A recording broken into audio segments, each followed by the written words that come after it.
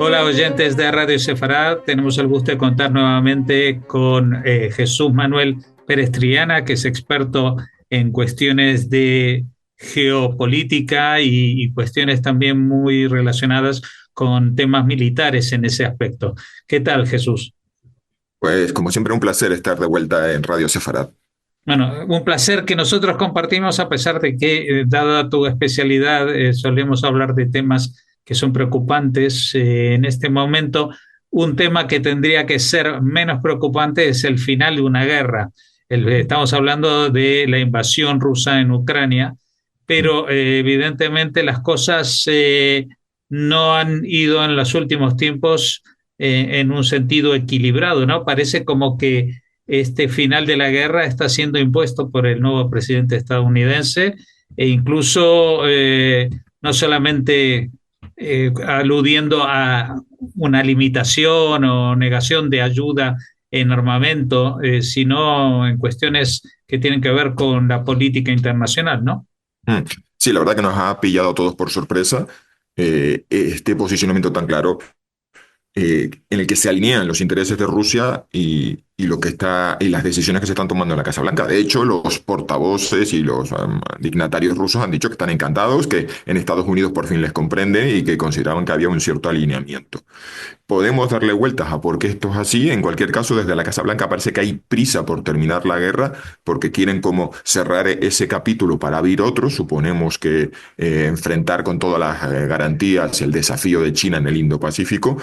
En cualquier caso, nos encontramos con una sorpresa porque estábamos todos esperando que sí, que efectivamente Donald Trump hiciese algo para acabar la guerra, o sea, pusiese sobre la mesa la terminación de la guerra, pero pensábamos que pondría algo que empujar a Rusia a sentarse en una mesa de negociaciones y hacer algún tipo de cesión. Porque en cualquier caso, siempre en una mesa de negociación se sale cediendo algo para conseguir un bien mayor. Y en este caso no, parece que se está por la labor de concederle a Rusia todo lo que pide. Entonces estamos ahora viendo si Europa es el actor que va a poner ese extra que hacía falta y vamos a ver también ante lo impredecible que es Donald Trump, en el sentido de que todavía no se ha firmado nada y que todavía pueden pasar muchas, muchas cosas. Ujú. Bueno, uno puede hacer un balance de lo que ha sido estos 3 años, porque Mm. evidentemente a nivel informativo sí que podemos tener alguna perspectiva, pero en las cifras reales de muertos, de pérdidas, etcétera, Mm. ¿cómo se puede estudiar? Ese dato ha sido secreto de Estado en ambos casos. Y solo tenemos especulaciones. En el caso, por cierto, de hace poco, hubo unas filtraciones de ingresos hospitalarios y recopilación de esquelas. Es una de las cosas que se ha hecho, por ejemplo, los periodistas de investigación independientes en el caso de Rusia es, mientras que no hay anuncios oficiales por parte de los medios de comunicación del Estado del número de bajas, sí tenemos en la prensa local, en los pequeños periódicos locales, en las hojas parroquiales, en esas que a veces tienen pues en las redes sociales, pues ahí se han visto las esquelas de los funerales y alguien se ha dedicado en algunos casos a recopilar y se habla, por ejemplo, de 160.000 soldados rusos muertos, recopilando, identificando las bajas. En cualquier caso, el impacto mientras en Rusia tenemos esas cifras de un país que triplica la población de Ucrania, en el caso de Ucrania, sabemos que el impacto ha sido tremendo porque solamente hay que hablar con cualquier miembro de la comunidad ucraniana para que nos cuente familiares, amigos, vecinos, compañeros de trabajo, compañeros de estudios y saber que las cifras de bajas han sido altas porque ha impactado transversalmente a toda la sociedad ucraniana.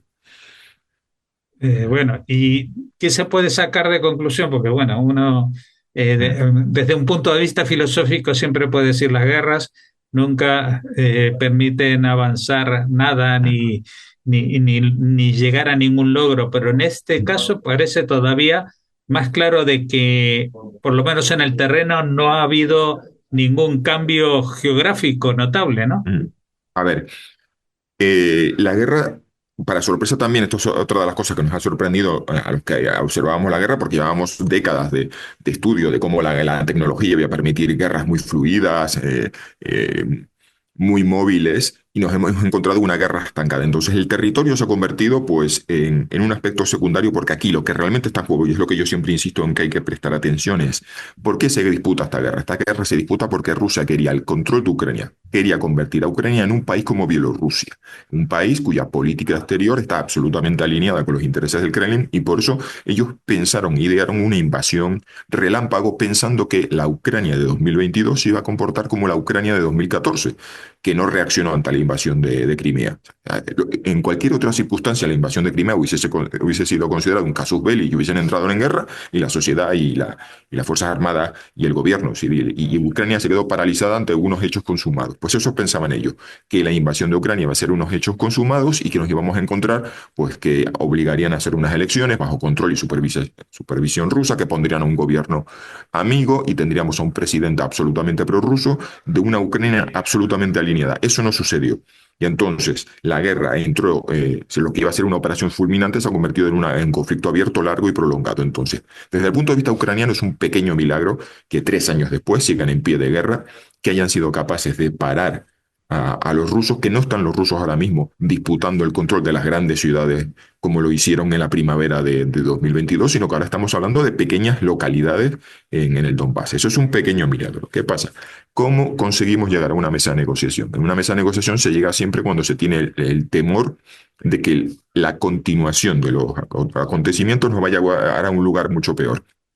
Para Ucrania, evidentemente, es desangrarse como país, pérdidas humanas ya insostenibles, la economía que, bueno, en fin, es un país que depende mucho de la ayuda exterior. Rusia, en cambio, tiene la sensación de que esa sangría humana la puede compensar trayendo a norcoreanos, a mercenarios, a presidiarios, a inmigrantes de Asia Central y que la economía suya, gracias a que es un país enorme y que hay muchos países que no han participado en los bloqueos económicos, puede sostener. Entonces, no tiene ningún incentivo Rusia ahora mismo para sentarse a negociar.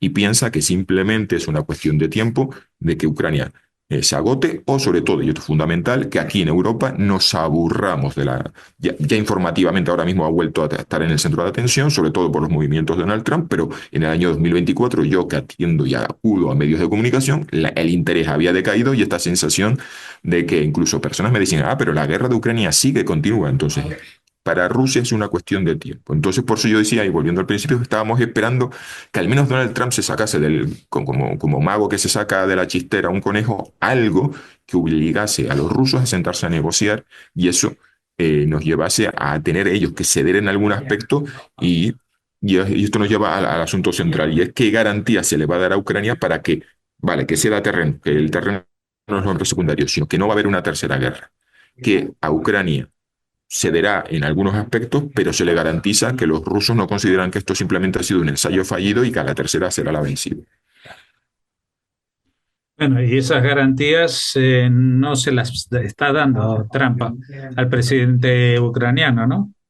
Claro, evidentemente, porque aquí estamos hablando de una cosa tan abstracta como garantías. Garantías es decir, advertir a la casa al Kremlin, es decir, a partir de ahora, Ucrania está dentro de nuestro paraguas de seguridad. Cualquier ataque a Ucrania va a ser un ataque a nosotros y por tanto nosotros responderemos con los medios que tenemos a nuestro alcance y estamos dispuestos fundamentalmente a poner medios, pero sobre todo a poner muertos. Y eso es un tema muy sensible. Es decir, Estados Unidos es un país que sí tiene una sociedad que más o menos asume que tienen una posición privilegiada en el mundo y que eso suponía un coste en cuanto a tener que involucrarse en conflictos. Aquí en Europa tenemos unas sociedades que están muy divididas. En el caso de Lituania, Letonia, Estonia, Finlandia, Polonia, vemos que son países que tienen muy consciente la amenaza rusa, sus fuerzas armadas pues, han sido reforzadas y hay un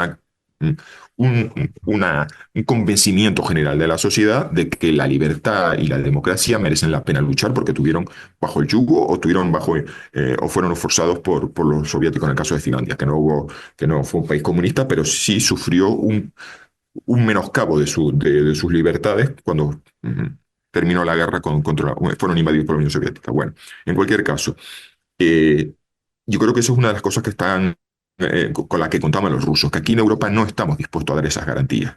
Y y que tenemos una sociedad de plantitas, posmodernas, ya podemos darles muchas vueltas a los valores y a la percepción que tienen en países como Rusia de cómo somos aquí en Europa. Pero todo eso está cambiando. Hemos visto que ha sido una auténtica llamada de atención la entrada en la Casa Blanca de Donald Trump y se están rompiendo un montón de tabúes presupuestarios, económicos, mentales, de defensa. Hemos visto hace poco una reunión de países de la OTAN sin Estados Unidos, pero con Australia, Japón y Nueva Zelanda. Hay amenazas o al menos hay mensajes que llegan desde Estados Unidos muy agresivos y muy hostiles hacia Canadá. Se están rompiendo tantos tabúes, se está poniendo el tablero tan patas arriba que si me hubiesen dicho a mí hace 3 meses si Europa estaba dispuesta a dar esas garantías, yo tengo dudas. Ahora hemos cambiado por completo y aquí en España se está hablando incluso un país que siempre fue muy reacio al gasto de defensa, que sí, que hay que por fin reforzar nuestras capacidades. Y se están hablando de tantas cosas inimaginables como que en Japón o en Polonia se hable de que, bueno, si Estados Unidos no nos proporciona un paraguas de seguridad, nosotros tendremos que abrir la opción nuclear. O sea, estamos en un mundo absolutamente desconocido, sí, apasionante, sí, pero peligroso y realmente lleno de incertidumbre. Claro, este mundo, al ser desconocido, necesitamos gente que sepa leer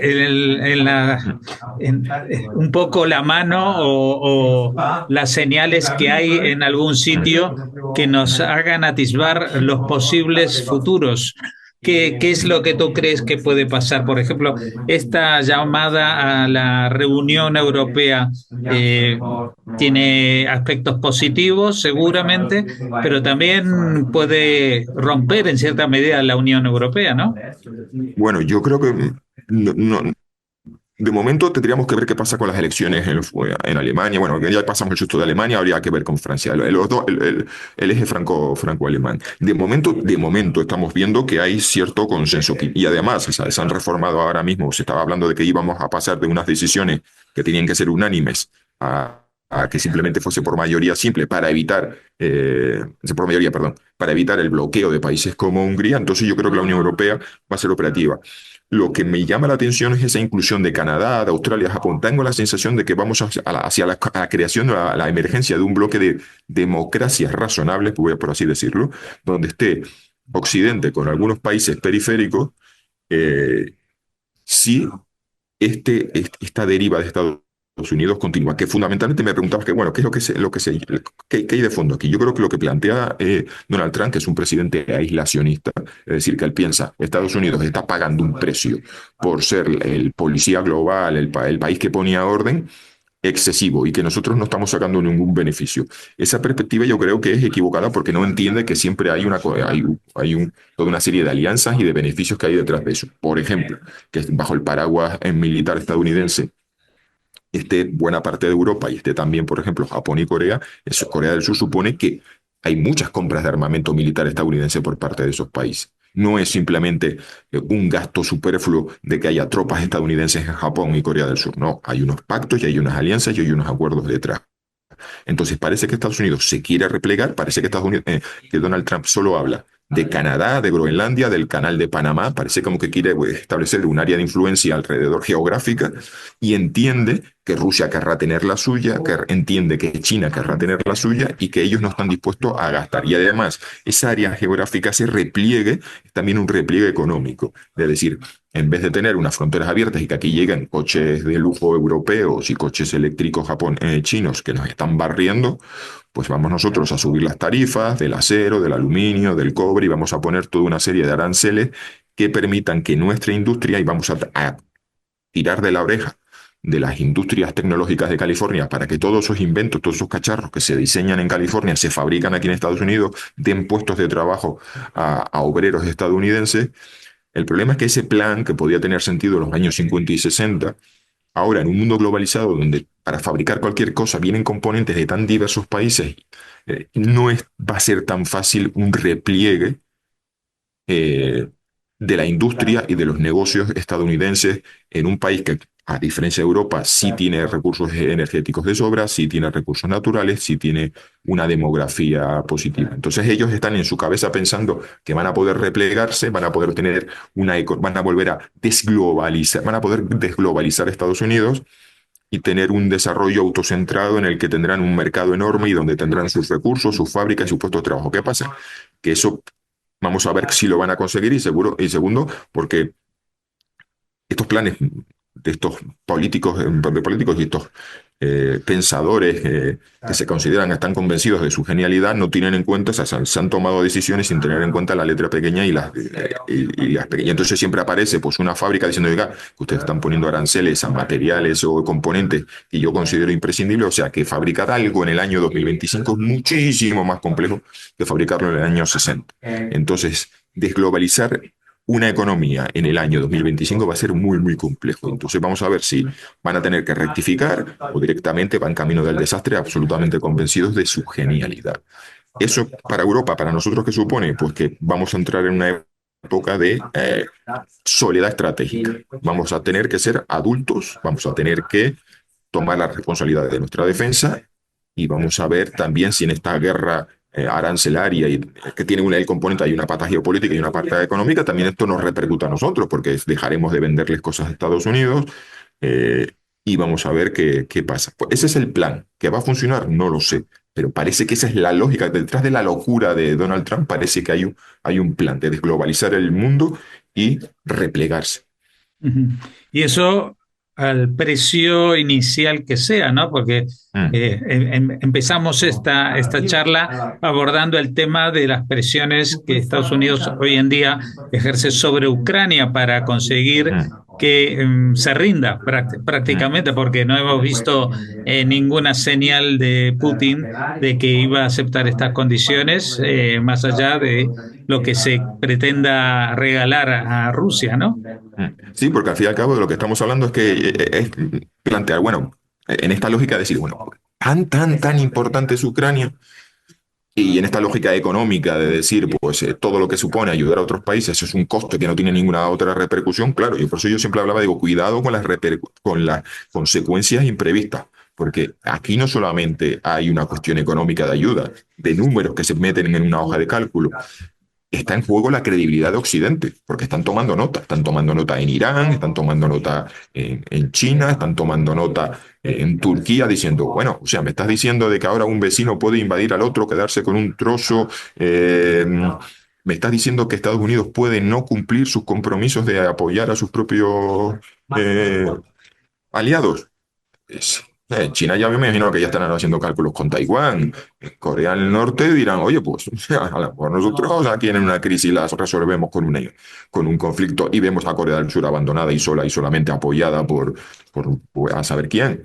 Y es por eso digo que esto hay que verlo siempre en clave de cómo están tomando nota los enemigos de Occidente, porque no están en juego solamente los números y los cálculos, sino que están ya otras cosas, la credibilidad y ver, por eso decía yo que a ver si las democracias sensatas se van a ver empujadas más allá de las fronteras y vemos sentados a Japón, Corea, Australia, Canadá y Europa planteándose, oye, pues la soledad, habrá una soledad, están solos estratégicamente, cada uno en nuestra esquina del tablero, nos tendremos que empezar a reunir. Por eso ya esta semana me llamaba la atención, ¿no? Que hablaban de que en Canadá había una encuesta que decía que había más de un 40% de canadienses que estaban a favor de entrar en la Unión Europea, que yo no sé cómo de creíble era eso, pero yo digo, yo bromeaba y digo, bueno, pues podemos ir empezando, igual que se hizo con Australia, invitarlos a Eurovisión y empezar a crear los lazos de decir, oye, pues mira, si nos sentimos, las democracias occidentales o de corte occidental, nos sentimos solos y abandonados por un Estados Unidos que no está dispuesto a apoyar a sus aliados porque piensan que eso es un gasto superfluo, pues a lo mejor tendremos que empezar a articular nuevas organizaciones internacionales.